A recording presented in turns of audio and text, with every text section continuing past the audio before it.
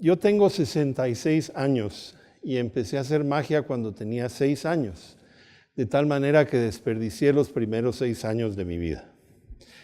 Me gustó mucho la introducción al hablar de entusiasmo, porque entusiasmo es una palabra muy importante, no solo para nosotros como estudiantes, sino para la vida en general.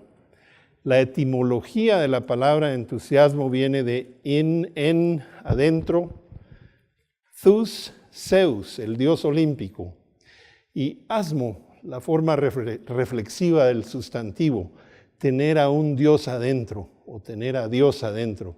De tal manera que yo pienso que el tener entusiasmo y el sufrir de entusiasmo hace la vida muy agradable.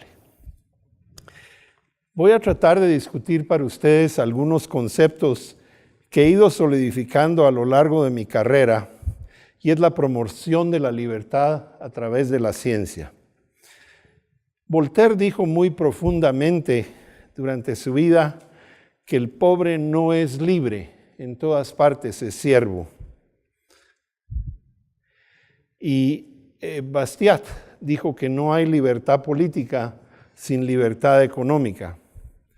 Primero debemos ser libres. La economía política precede la política.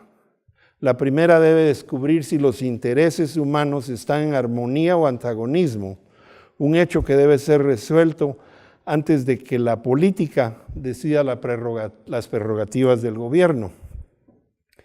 Y como para establecer alguna base común, yo quisiera definir más o menos cómo voy a tratar el tema de libertad a través de esta definición. Hay otras, pero es el poder o derecho de actuar, hablar o pensar como uno quiere, sin obstáculos ni restricciones. Es la ausencia de sujeción a la dominación extranjera o gobierno despótico. Y naturalmente alguien que es muy popular en esta universidad, Hayek, dijo que la discusión científica es un medio y no un fin.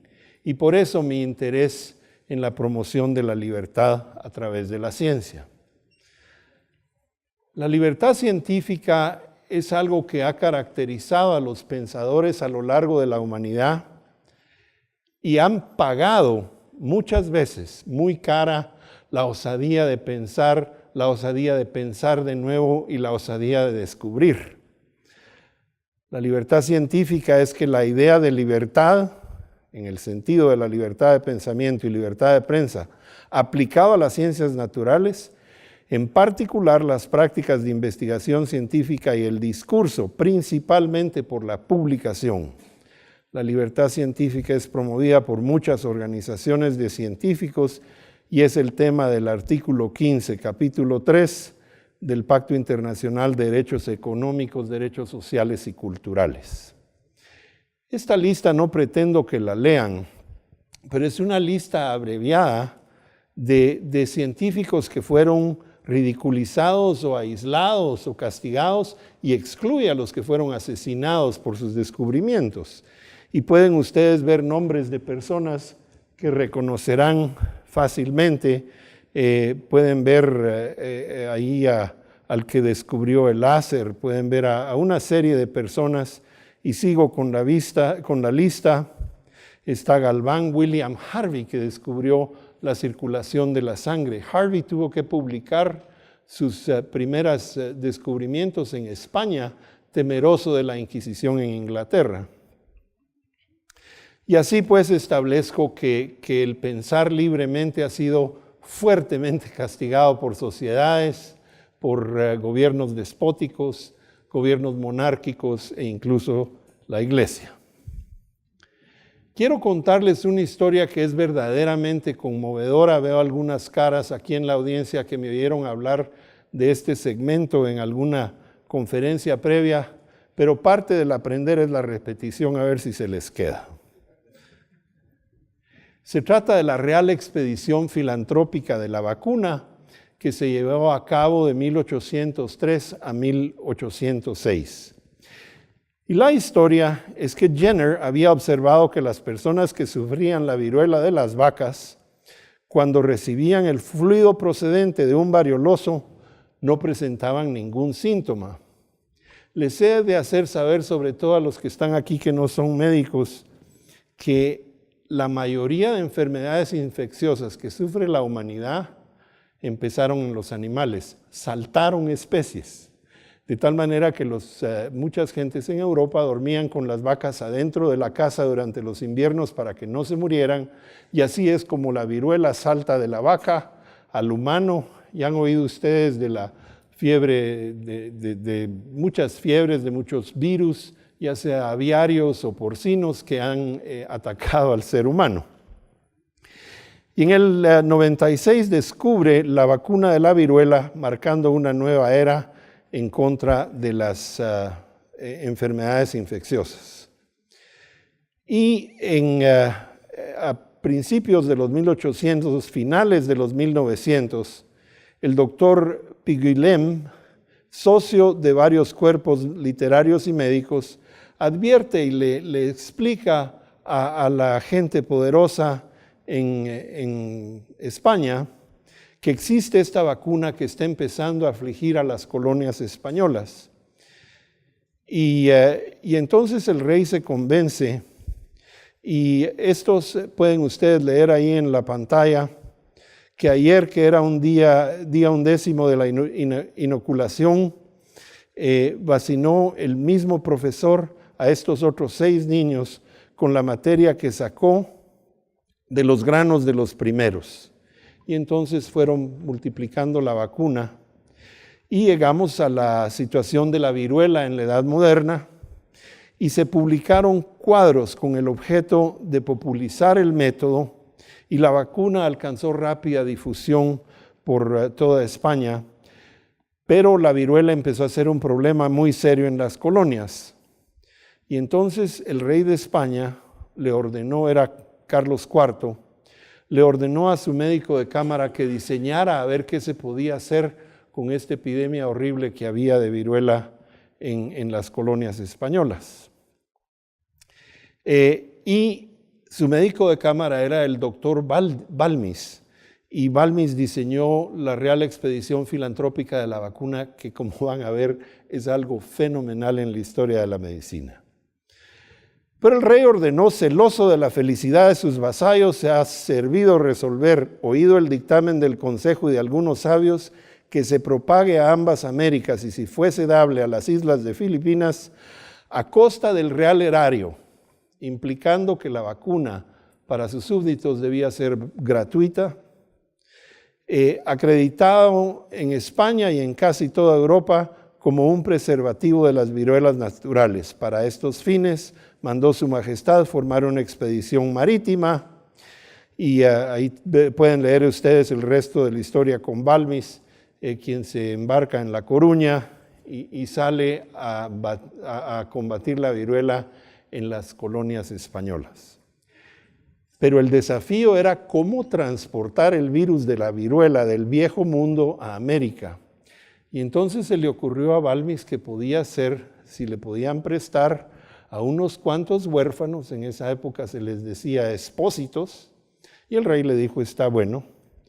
Y entonces ahí ven ustedes la lista de expósitos que le dieron a Balmis, y entonces infectó a 3 primero, y durante la travesía fue infectando a otro y a otro y a otro para que el virus llegase vivo a América.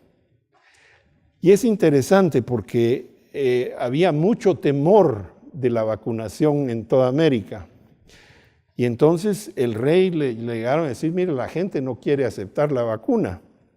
Y dijo, si el rey puede ordenar hombres jóvenes a las armas y a la guerra para que mueran, el rey puede ordenar a todos sus súbditos a recibir la vacuna para que no mueran. Punto y aparte. Y entonces empiezan a vacunar, y Balmis empieza la primera campaña de vacunación verdaderamente bien documentada, con manuales, con cosas para educar al ejército de salud que se forma, les dan uniformes especiales. Y además, como los médicos de esa época eran enciclopedistas, él levanta no solo planos de los lugares donde iban, sino dibuja la fauna y flora de las áreas. En ese tiempo no había fotografía. Y brevemente les enseño la travesía. Llegan del Caribe a Yucatán y ahí van a Veracruz y al resto de la península. Luego bajan por Tuxtla, llegan a Guatemala. Pero había que llegar al sur de América y a Filipinas. Y entonces la expedición se divide y uno se queda en esta región y hacia el área de Filipinas se va Salvani y Balmis. Después de haber cumplido la ruta del norte, se va hacia Filipinas y Salvani se va hacia Sudamérica, levantando el primer mapa creíble que existe de Venezuela y sigue hacia el sur. Y Salvani llega a Lima, que era la capital del virreinato, el 23 de mayo de 1806, y desafortunadamente muere el 21 de julio en su casa y en la comunión de Nuestra Santa Madre, la Iglesia, don José Salvani, español natural de Cervera, de 33 años, cuyo cuerpo fue sepultado al día siguiente, etc. Pero gente dio su vida por una causa y erradicaron la viruela de las colonias españolas. Y entonces la Real Expedición Filantrópica de la Vacuna fue precursora de las modernas medidas de prevención, precursora de los centros de vacunación, de la formación continuada, de la educación sanitaria, de los manuales de vacunas y fue precursora de un programa de salud a nivel universal. ¿Y eso qué tiene que ver con la libertad? Antes de que se cumplieran 17 años de la Real Expedición de la Vacuna, las colonias, estando sanas y sin miedo, advirtieron que el quinto real no les convenía, que la pobreza de las colonias era inducida por el exceso de impuestos y declaran la independencia casi todos los países de las colonias españolas entre 1811 y 1821, en menos de 16 años de la expedición de la vacuna, de tal manera que hay una asociación entre el bienestar de la gente y la aspiración de libertad. Para aquellos de ustedes que están interesados en la genética, esta es una pintura bastante fidedigna del rey Carlos IV y pueden ustedes ver, son iguales. Entonces les decía que no hay libertad económica sin libertad política sin libertad económica. Quiero contarles otra historia muy semejante, pero de unos matices más importantes. El doctor Rudolf Weigel era un zoólogo alemán y Ludwig Fleck era un médico inmunólogo judío. El nombre del libro lo tienen que leer porque se lee como una novela. Tienen que hacer una película y todo esto se acaba de descubrir. Se llama The Fantastic Laboratory of Dr. Weigel. Y a él le ordenaron los alemanes que se asociara con este inmunólogo judío para crear una vacuna contra el tifus. Y entonces, para poder salvar vidas de judíos, les estoy haciendo la historia muy breve, ellos empiezan a desarrollar la vacuna contra el tifus. Pueden ver ustedes los dispositivos para dar la dosis exacta de piojos para inocular el tifus, etc.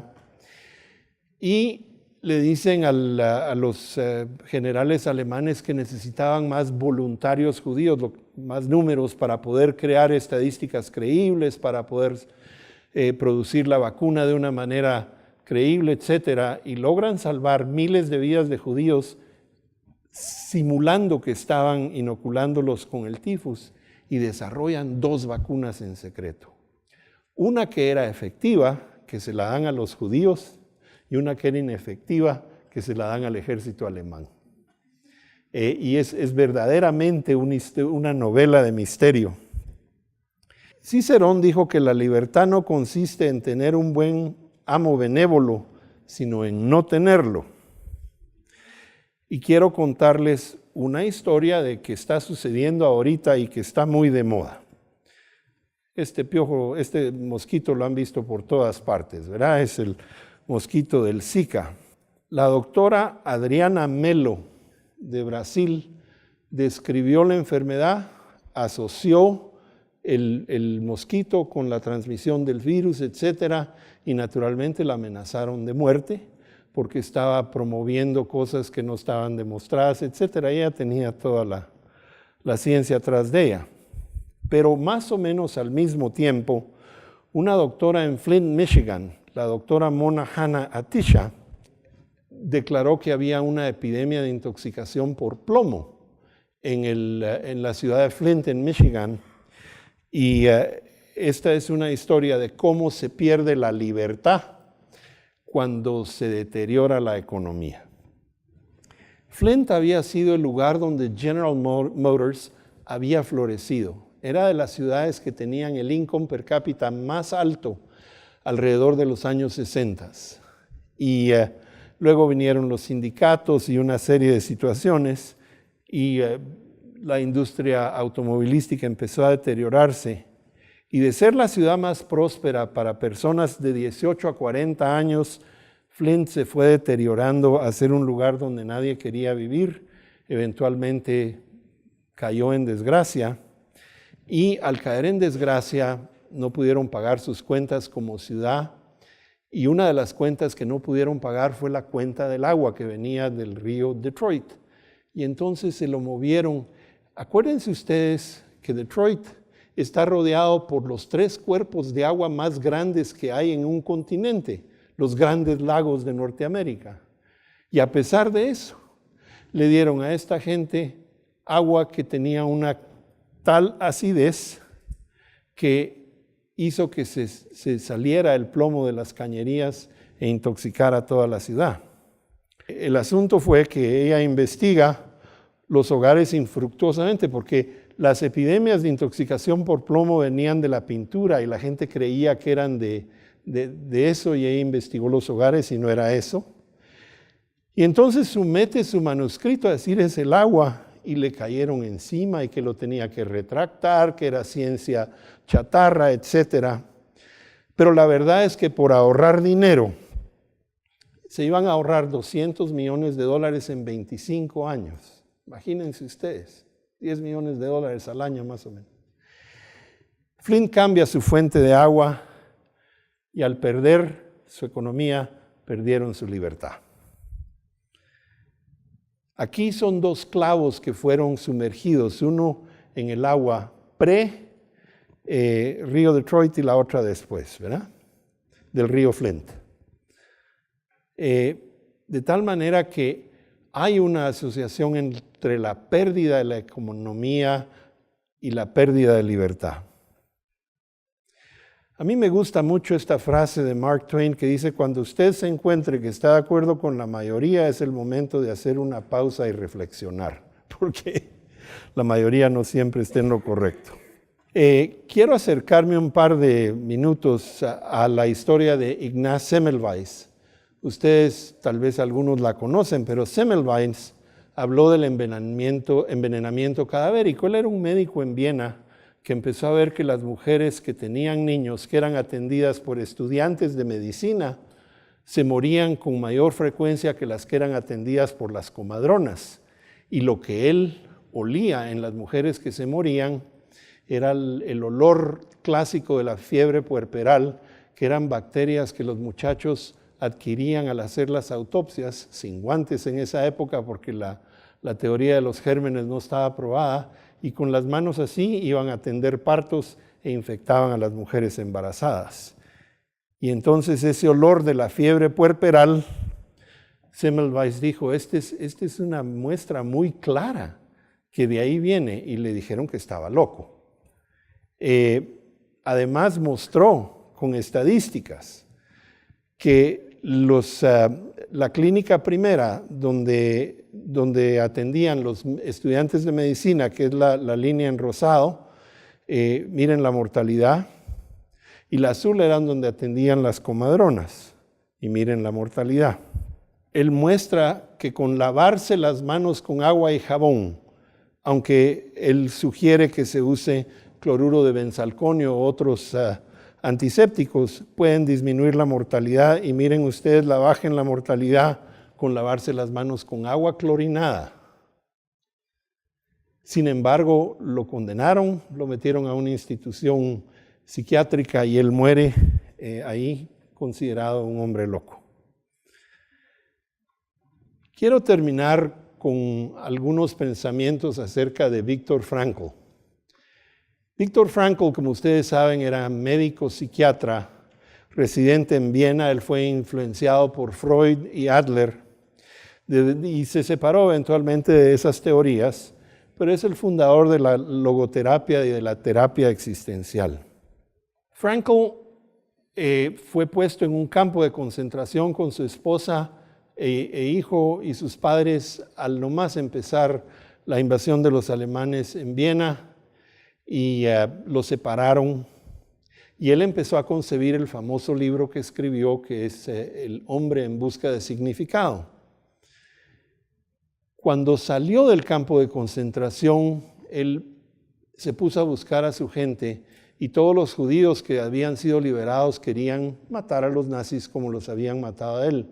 Y él articula su primer principio filosófico, y es que la culpa colectiva no debe ni puede existir, porque si aceptamos que la culpa colectiva existe, estamos haciendo lo mismo que hicieron los alemanes.